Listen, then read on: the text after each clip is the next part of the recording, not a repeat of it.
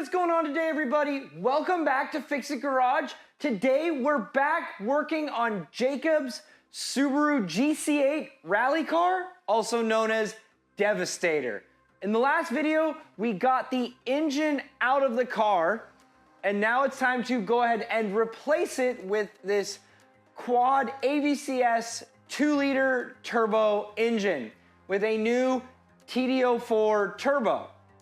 So before we get started, I just want to kind of explain something. The new engine we're putting in is slightly higher compression, and the turbo inlet and the compressor and everything, slightly smaller.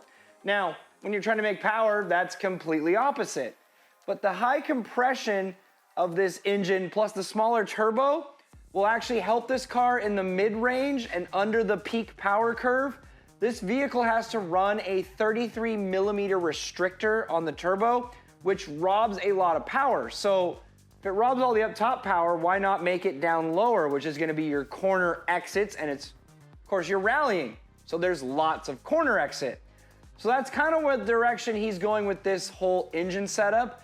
We'll see how it does when we go testing and when he takes it to Colorado here shortly. So that was one of the reasons behind the new engine. The old one was blown up and done, although we haven't figured out what's wrong with it yet, but it was blown up.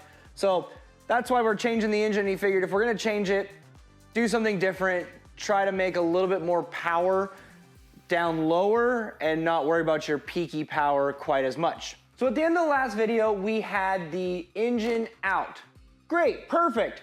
This one is starting a little bit further along than that, with the old engine already starting to have been disassembled and the new replacement engine also well into the process of being put together and readied for the event. Now, this is because I work a day job, I couldn't be there all the time, and some work was getting done when I wasn't there. And that's because this is a rally car that has strict deadlines that it needed to meet for testing. And, well, that means it needs to get worked on whether I can be there or not. It's not my car, it's being worked on when I'm not there. And as far as the filming goes, most of this was done in time lapse because my main goal while being there was to get the car done and just post what we did. It was a content second type thing. At the end of the day, I'm a mechanic, and if I need to put the content creation second, we will to get the job done. So that's why I didn't stop and talk and do a lot of those things like I do when we film here, you know, in Fix It Garage. Also, pay no attention to this thing. This is not my car. This is something I'm borrowing. Don't worry about that. Maybe I'll do a video on it. No, we're not doing a video on it. It's a Honda Prologue, in case you guys were wondering. Or the Trailblazer EV with a Honda badge. Anyways, back to what I was talking about. Yes, the content creation came second on this series because the main objective was to get the car done. I would love to at some point when there's more time, when we're not in time crunches, to do a bunch of work with him on his car and like make more in-depth videos stopping and talking about it. But maybe someday, maybe during the off season when we make some upgrades, we can do something like that. But for today's video and for this series, it was all kind of like get the car done and happen to film it, just so we have some content going out for you guys, so you guys can kind of see what I've been up to when I'm not working in here on my own stuff. We're gonna go ahead and we're gonna jump in right where it all left off, which is where we're disassembling the old engine and assembling the new used engine with some new fresh parts and things off of the old motor that we need in order to get it working in his car.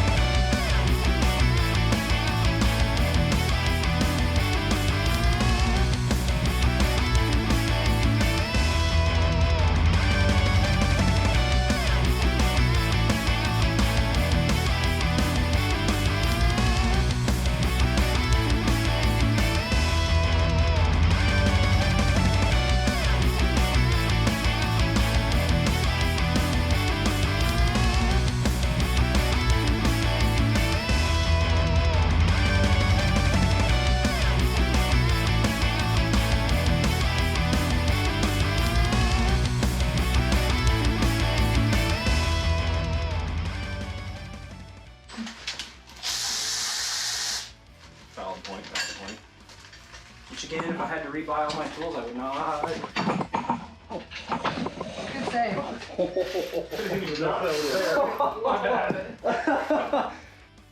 All right, so after that little camera drop, I can kind of show you what we got going on here. What we're currently doing is we are removing all of the different parts from the old engine, which is the one on the right, and putting them onto our new used engine, the one on the left. So we're changing over things like intake manifolds, power steering pumps, alternators, all of those different things from the old engine over to the new one, making it easier when we go to put it in the car because these parts have already been prepped for the rally car, whereas the ones on the old engine were not. So it was a lot easier to swap over all the parts from the old one to the new one, just so we can get it done a lot faster. The biggest differences between the engines were the AVCS and having extra cam sensors on the bottom. Most of it was just transferring parts from the old to the new one and adding some upgraded parts along the way, like doing timing belt, oil pump, replacing all the seals, you know, the normal stuff you do when you buy a used engine.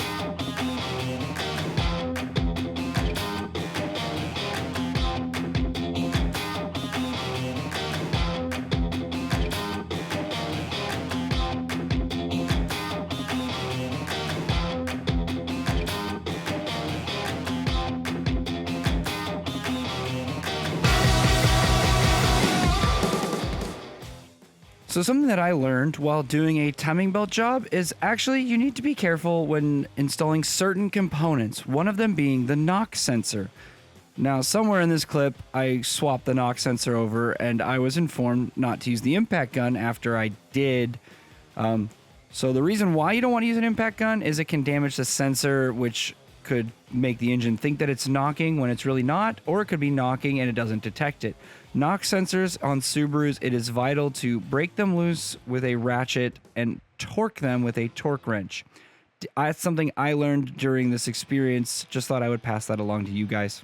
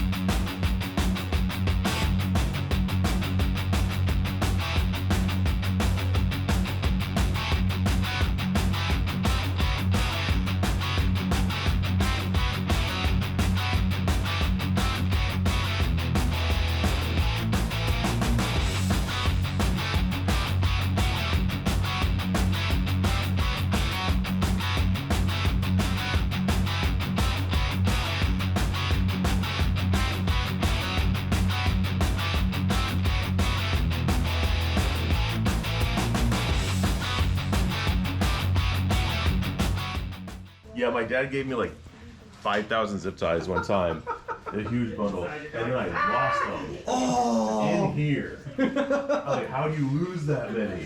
And then like 6 months later, I found them. They were up there. But it took me years. People would be like, hey, do you have a single zip tie? And I throw a whole bag at them. I did that for years and years, and I finally ran out, like, I don't know, a year ago or so. Holy shit. You running out of zip ties? Yeah.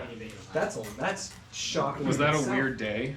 That seems like, is that the day like when hell froze over for a little bit? There was some self-reflection. Question what I was doing in my life. Is that right?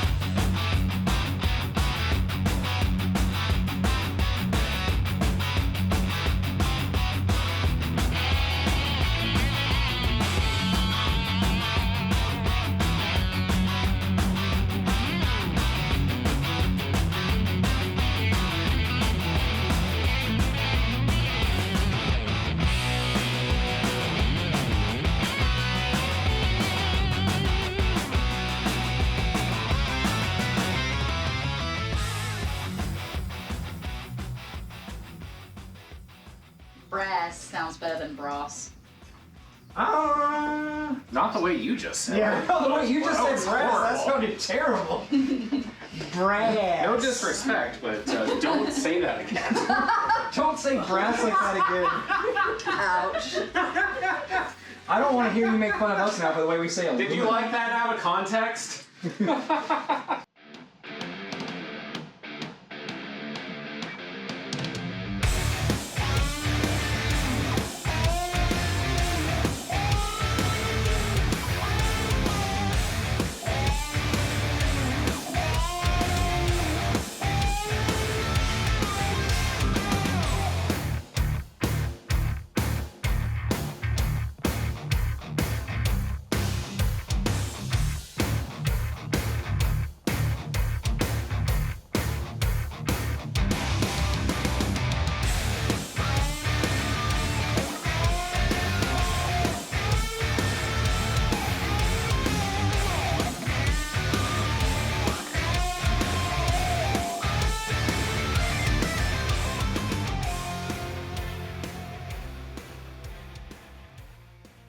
All right, it is time for my favorite part of pretty much any engine build, and that is the time when we get to prep and install the engine back in the car. Now you can see when we take it off of the cherry picker there, we're using a timing belt to hold the engine.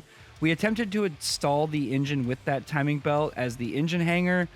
We just couldn't get the angle right, so we went ahead and we did take the timing belt off and put a engine leveling hanger on it, kind of like what we did when we took it out of the car. You can use a timing belt to install an engine. Fun fact, in case you didn't know, but we were having issues, so we went back to the more traditional way. But just in case you were wondering, yes, you can technically install an engine using a timing belt to hold it while you're installing it.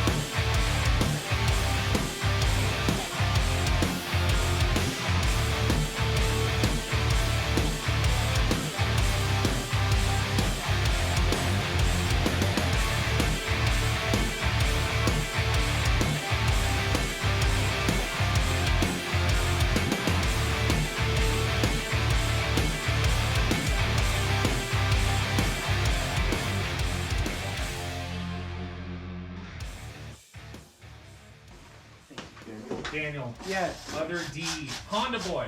That's your nickname. now. What would you like, That's sir? very disrespectful, but I'm sorry. It's fine. What would you Let's like? go with to it. do? I just want to my motor, push on my motor, boy. hold up.